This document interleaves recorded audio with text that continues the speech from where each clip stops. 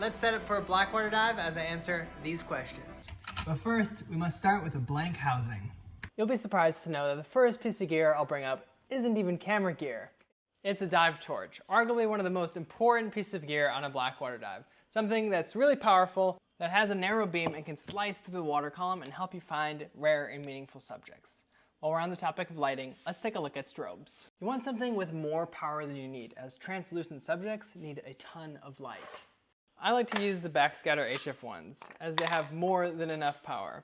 Now the same is true for video lights. The more lumens, the better.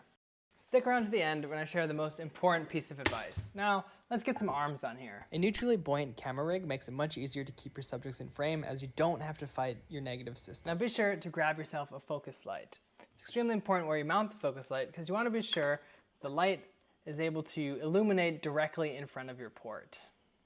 Now, most important choice, lens choice. Now, for a second, imagine this is a planktonic fish traveling through your field of view.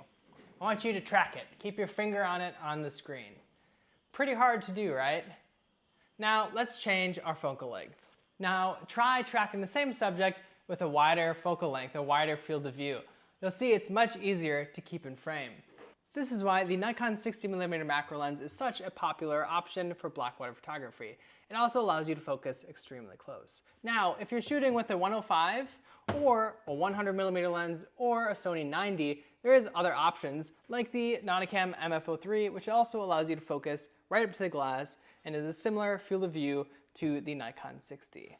Now, let me know in the comments below if you want to join me on a Blackwater dive. And as always, go clean your O-rings and create some images.